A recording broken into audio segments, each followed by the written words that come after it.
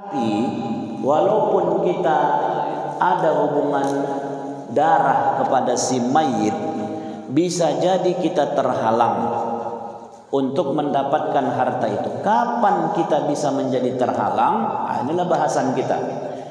Di antara laki-laki, urutan laki-laki dulu kita bahas, yang bisa jadi terhalang mendapatkan harta warisan, di antaranya adalah al-jaddu, kakek. Kapan kakek ini bisa terhalang mendapatkan warisan? Dua yang menyebabkan dia terhalang. Yang menyebabkan seorang kakek, pertama kakek al-jadd, kakek. Kapan kakek ini bisa terhalang? Kakek ini kan sebenarnya ahli waris, Pak. Ya, kakek kita. Seandainya saya meninggal, kakek saya masih hidup. Sebenarnya secara tali darah dia saudara. Ya. Tetapi seorang kakek bisa terhalang untuk mendapatkan harta warisan kalau ada al-ab. Seorang ayah. Saya meninggal, ya. Kakek saya ada, ayah saya juga masih ada. Maka kakek walaupun dia ahli waris, tapi karena ayah saya masih hidup dan masih ada, maka posisi kakek terhalang karena adanya ayah. Contoh begini, meninggal seorang istri,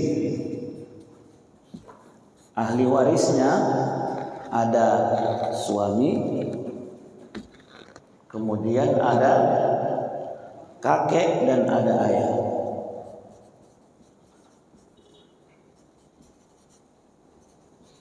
Ya. Baik, Bapak Ibu. Kalau begini posisinya, mengulang kaji, seorang istri meninggal, suami yang ditinggalkan itu suami, kakek, ayah. Berarti yang perlu diingat Bapak Ibu, berarti si istri tidak punya anak, karena dalam urutan ahli waris tidak ada disebutkan anak. Oke, Bapak Ibu, masih ingat Ibu, berapa bagian suami? Oh, Bu. Berapa, Bu? Berapa bagian suami? Oh, Bu. Berapa, Pak? Bagian Bapak berapa? Setengah. Kenapa setengah, Pak? Karena tidak ada anak. Berarti suami dapat setengah dari harta. Kemudian bagian ayah. Berapa bagian ayah, Pak? Bagian ayah adalah sisa, asobah, sisa dari harta. Berapa bagian kakek? Berapa bagian kakek? Tidak ada. Jadi mahjub, istilahnya mahjub, simbolnya mim, mahjub. Ya, mahjub itu artinya terhalang. Kenapa si kakek terhalang? Karena ada ayah. Jadi Bapak Ibu begitu dia. Jadi kalaupun nanti kakeknya masih hidup, meninggal cucunya, dapat aku ini pikirnya, dapat bagian aku ini. Tak bisa. Kenapa? Karena masih ada ayah daripada si mayit. Baik ya, ini kondisi pertama. Jadi kakek itu terhalang pertama kalau masih ada ayah. Yang kedua, al-jad al-aqrab. Al-jad al-aqrab. Kakek terdekat. Kakek terdekat. Berarti kalau kakek terdekat itu misalnya begini. Ayah masih ada, kakek masih ada. Di atas kakek apa, Pak? Buyut. Ya, ini uyun. Di atas kakek saya itu, kakek saya punya ayah namanya uyun.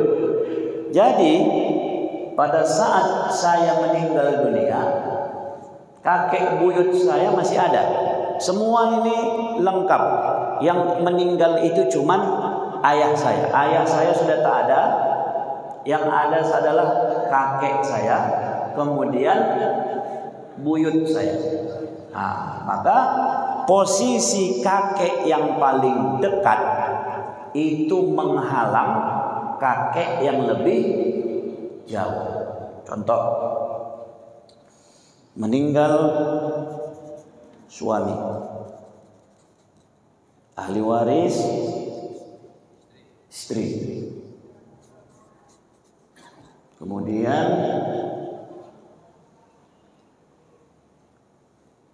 kakek,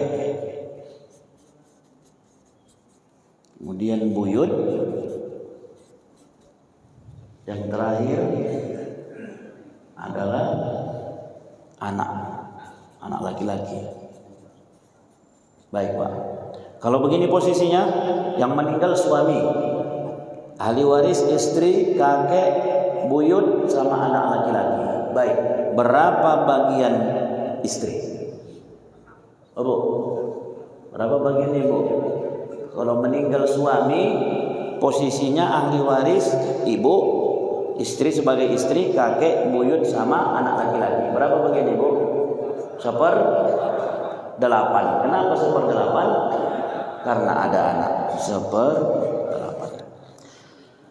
Kemudian berapa bagian kakek? 1/6. 1/6 bagian kakek. Berapa bagian anak laki-laki? Asobah, sisa dari semua harta untuk anak laki-laki. Sedangkan buyut ya tidak mendapat, ya. Kenapa tidak mendapat? Karena ada kakek. Karena ada kakek yang paling dekat kepada si mayit.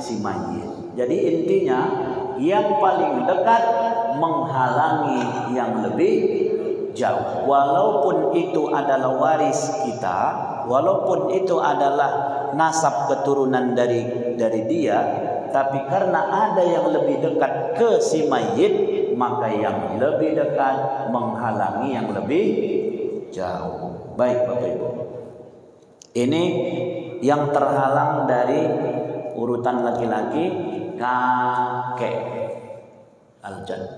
Kemudian yang berikutnya adalah yang terhalang dari bagian laki-laki, yang kita bahas adalah al-ibn.